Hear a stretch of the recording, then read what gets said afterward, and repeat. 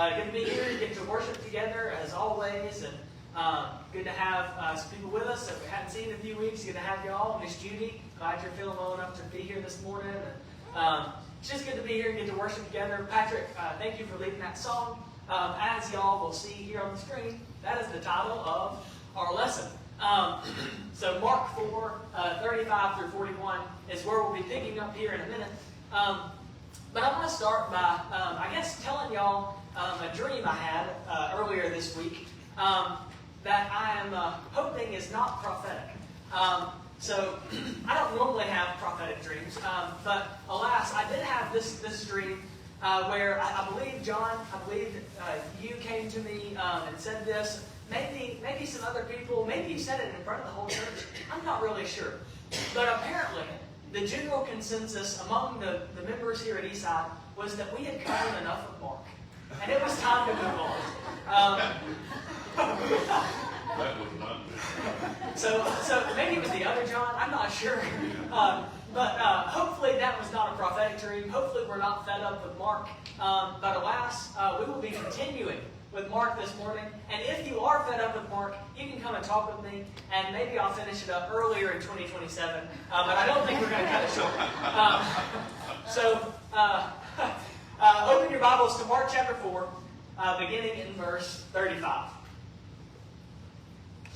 On that day, when evening had come, he said to them, "Let us go across to the other side." And leaving the crowd, they took him with them in the boat, just as he was, and other boats there with him. And a great windstorm arose, and the waves were breaking into the boat, so that the boat was already filling. But he was in the stern, asleep on a cushion. And they awoke him and said to him, "Teacher, do you not care that we are perishing?"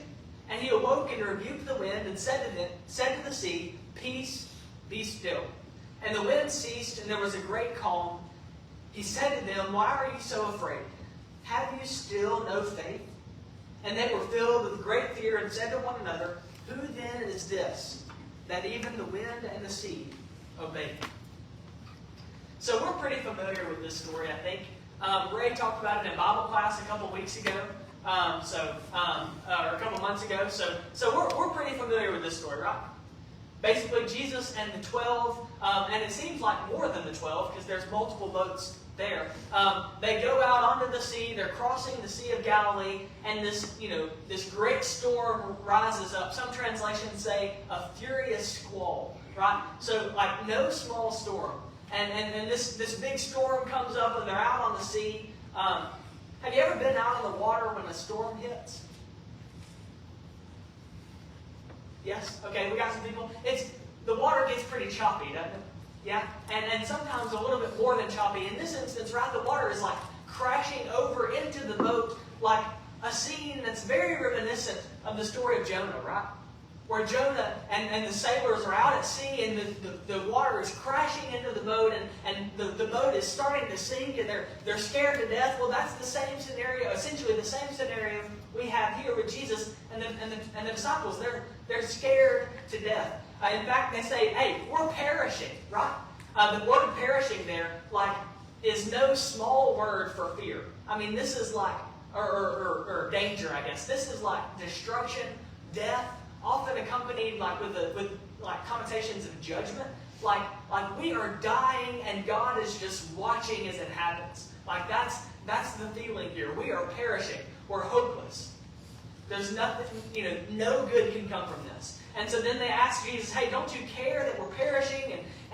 And so then he gets up, right, and he says, to the storm, right, "Peace, be still." Actually, a terrible translation. We'll talk about that here in a minute. But he speaks to the storm, right, and this great storm turns into a great calm. And then the disciples are like, "What in the world? Who is this? Even the winds and the waves obey him." And so what I want to do is I want to walk through this text, right? I want to see three things about Jesus. Pretty standard, right? 3-point sermon. But I want you to see these 3 points about Jesus that we get from this text. And maybe see how they challenge us in regards to our fear and our faith. So the first thing I want us to notice comes to the first few verses. So they're going across, right? They're going across the other side. They go with the boats. Pick up in the verse 37. And a great windstorm arose, and the waves were breaking into the boat, so that the boat was already filling. But he was in the stern, asleep on the cushion. And they woke him and said to him, Teacher, do you not care that we are perishing? Jesus, do you not care?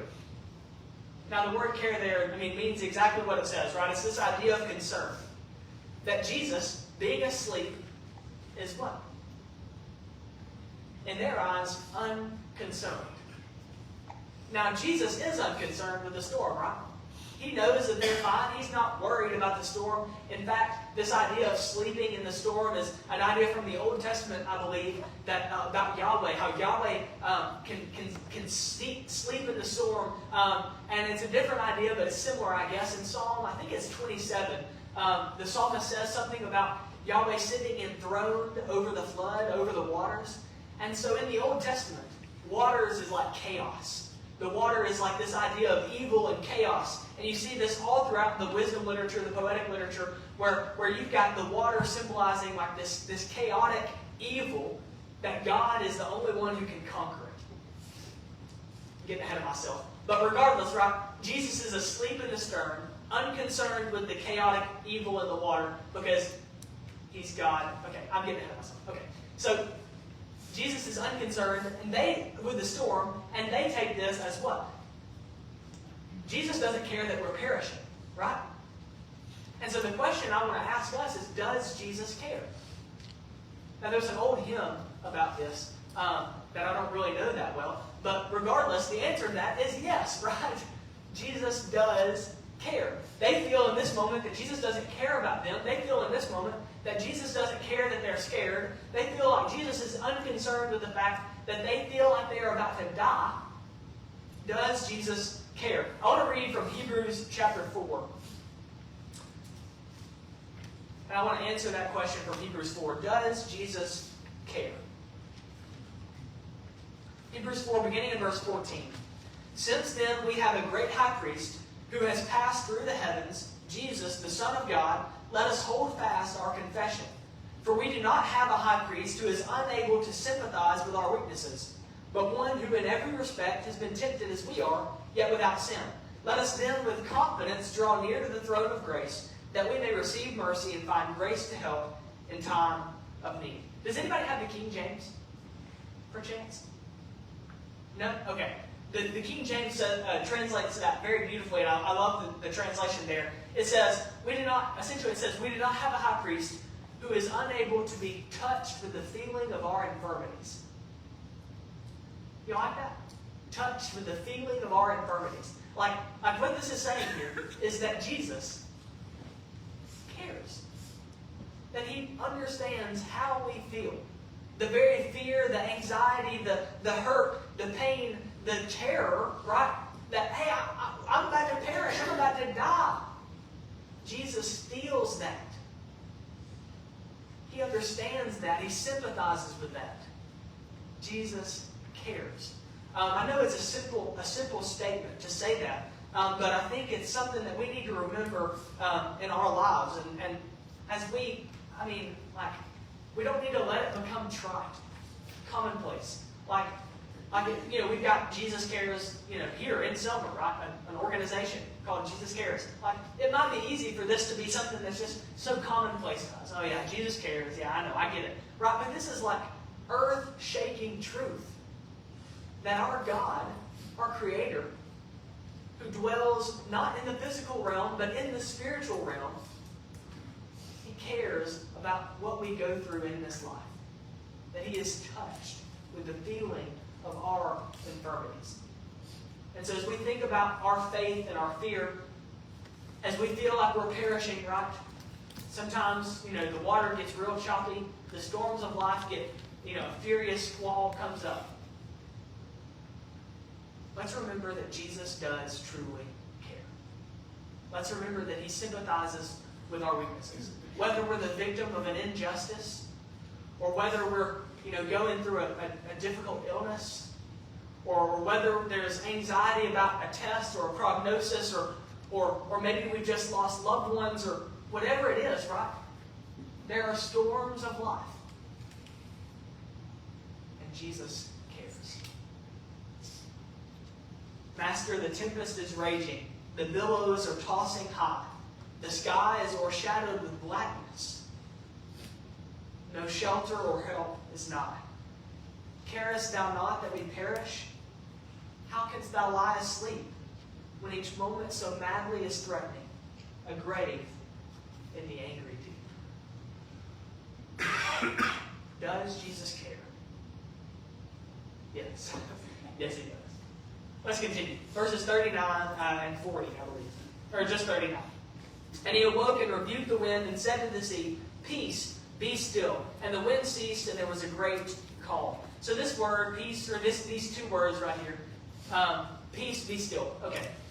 I said it's a terrible translation, and here's why. Because it's a complete understatement of what Jesus is saying. So you see this formula right here. Jesus rebuked the wind. He said to the sea, Peace, be still. So there's like 3 Greek words there. Rebuke, peace, still. Okay, if we go to Mark 1, we talked about this when we covered this, but in Mark 1, Jesus cast out a demon, and in verse 25 it says this, but Jesus rebuked him, saying, Be silent and come out of him. Those are the same 3 Greek words. So in the same way that Jesus handles the demons, by rebuking them and telling them to essentially shut up and get out, Jesus does the same thing to the storm. He rebukes it. He corrects it. I think I've got some notes on that. We talked about that with the demons, right? He placed them under his authority. Well, he does the same thing here with the storm. He places it under his authority. And then that word for peace is the idea of silence. So he's telling it to shut up, to not be so loud. And then the idea of stillness there is the idea of muzzle. We talked about that, right? Jesus places a muzzle on the demon and controls it and makes it get out, makes it do his bidding, just completely takes away its power. But Jesus does the same thing here with the storm. He says, shut up, stop being so loud, and also, I'm taking away your power. I'm muzzling the chaos. I'm quieting the chaos. Y'all see that? Who quiets the chaos? Yahweh. Job 38, verse 11, I believe it is. Let me check my notes here. Yeah, Job 38 and verse 11 says this. If I can flip to it real quick. I'll pick up verse 8. Or who shut in the sea with doors when it burst out from the womb? When I made clouds its garment and thick darkness its swaddling band, and prescribed limits for it, and set bars and doors, and said, Thus far shall you come, and no further, and here shall your proud waves be stayed. In Job 38, God's saying, Hey Job, look at me. I am Yahweh. I am the God of the universe. You're not. Oh, and here's one of my proofs for that. I set the sea. I calmed it. I gave it boundaries and limits. God is saying, I, Yahweh, and Yahweh alone can do this. To set a boundary for the sea and a limit for the sea. Psalm 65 and verse 7. Psalm 65 and verse 7 says this. Talking about Yahweh, beginning in verse 5. By awesome deeds you answer us with righteousness, O God of our salvation, the hope of all the ends of the earth and of the farthest seas, the one who by his strength established the mountains, being girded with might, who stills the roaring of the seas, the roaring of their waves, the tumult of the peoples, so that those who dwell at the ends of the earth are in awe at your signs. You make the going out of the morning and the evening to shout for joy. What does he say? Yahweh and Yahweh alone stills the sea. He calms the chaos. What does Jesus do here? He does the exact same thing. So not only does this show us, right, that Jesus is Yahweh, but applying that, because Jesus is God, what does that mean for us? When the storms of life hit, we lose loved ones, we get sick, we are the victims of injustice, or whatever the storms are, when we're scared, when we don't know how things are going to turn out, when it seems like we're about to perish, we can remember that Jesus can. Jesus is capable. Jesus can still that storm, can calm that chaos, because He is Yahweh. In Genesis 18, Yahweh appears to Abraham and Sarah by the terebinth trees of Mamre, I believe it is. And He appears to them, and He basically promises that, Sarah's going to have a son this time next year, right? And she laughs. And so then, Yahweh says, well, hey, why did Sarah laugh? And she's like, oh, I didn't laugh. And He said, no, you did. And He says, is anything too hard for Yahweh? Is anything too hard for Yahweh? And again, the obvious answer is no, right? Nothing is too hard for the Lord. Jesus is Yahweh. Nothing is impossible for Him. I don't know what the storms of your life are. I know some of them, right? But there's private storms that I don't know about, that other people here may not know about. Only a few people in your life may know about them, right? But let me tell you, God can quiet that storm. God can calm that chaos. He can silence it. He can make it be quiet. And He can muzzle it. He can take away its power and strength over you. He can rescue the perishing. This is reflected in the second verse of Master of Tempest is Raging. It says this, Master, with anguish of spirit, I bow in my grief today. The depths of my sad heart are troubled. Awaken and save, I pray. Torrents of sin and of anguish sweep o'er my sinking soul. And I perish, dear Master. Oh, hasten and take control. In this moment, right, this moment of the verse, we move from perishing, a lack of faith, to turning to Jesus, right, and trusting Jesus to rescue. I think the only reason we can do that, right, is because Jesus quieted the storm. Jesus quiets the storm. That whenever He takes down the noise level, when He takes away its power, we can look and we can remember who's in the boat with us, right? We can look and we can see, hey, Yahweh is in the boat. I'm good, right? I'm okay. But then, let's pick up with verses 40 and 41. He said to them, why are you so afraid? Have you still no faith? And they were filled with great fear and said to one another, who then is this that even the wind and the sea obey Him? This word for afraid, I feel like that's a little bit of a weak translation. I like the Legacy Standard. I don't know what other translations do this, but I saw that the Legacy Standard does. Cowardly is what the Legacy Standard does. Craig, if you've got your New American Standard out, it might say cowardly as well. The Legacy Standard is just an update to that. Does it say cowardly? Okay. Well, anyways, I like the word cowardly here. And the reason I say this is a much stronger word than just like simple fear is because in Revelation 21:8, y'all know Revelation 21:8? You know that? Okay, yeah. In that same verse, right, that lists, a bunch of sins that will be cast into eternal fire, it mentions cowardly. This exact word is on a vice list. Let that sink in. This kind of fear that we see here with the apostles, this is a big deal fear. This is not like, oh, I'm a little scared. Like, it's okay to be a little scared. It's okay to be a little anxious. We've talked about that. But this is a kind of fear that's not connected to faith at all. This is a kind of fear that completely drops faith and is completely antithetical to faith. This is a kind of fear that turns to Jesus and says, why don't you care? As opposed to, please save me. Do you see the difference? See, this is cowardice. There's no virtue in this fear. There's no, silver lining to this word.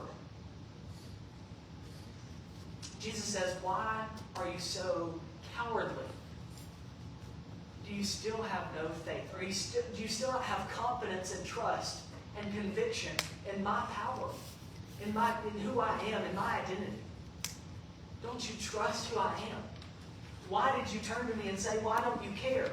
When you know that I'm the creator of the universe, or at least you should. Of course I care. Cowardice versus regular fear. And so what Jesus does here is he says that to them. And of course then they are filled with great fear. Now this word is a different word, right? They don't become more cowardly. This is more of like a general word for fear. The Greek word is where we get our word phobia, right? So like this is like just kind of typical fear. They're filled with great fear. And sometimes this might kind of seem like awe, and it is here. It's got a little bit of awe to it, but it's not the kind of like fear your God awe. It's kind of like somewhere in the middle of fear your God awe and like, cowardice. It's somewhere in the middle. We've got some awe for God, but we're not quite to the full, faithful fear kind of thing. This is the kind of fear that I think we see in Gideon. Y'all know the story of Gideon? So in Judges 6, right, Gideon's story begins. And basically what happens is an angel of Yahweh appears to him, and he's scared to death. And he says, hey, well, to show me that you're going to truly do what you say, you're going to deliver the Israelites from my hand, I'm going to bring you an offering, and, that will, you can do something with it, and that will show me, right? So he brings an offering, God burns it up. And he says, okay, I know you are Yahweh, you're going to do what you say. Well, fast forward, and Gideon's still scared. God tells him to go out, and he says, what about this fleece? I've got some fleece here. I can set this fleece out, and you can make the ground wet with the dew, but the fleece can be dry. And if you do that, then I'll believe, I'll have faith that you are Yahweh and you will deliver us. So God does the sign. Gideon gets the fleece, it's dry. The ground is wet with the dew, and he's like, okay, don't get mad. But can I ask one more time? Can you do one more thing for me? Can you make the fleece wet with the dew and the ground dry? And so Yahweh says, okay. So he does it, right?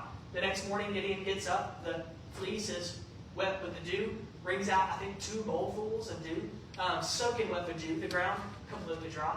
And he says, okay, now I know that you are Yahweh.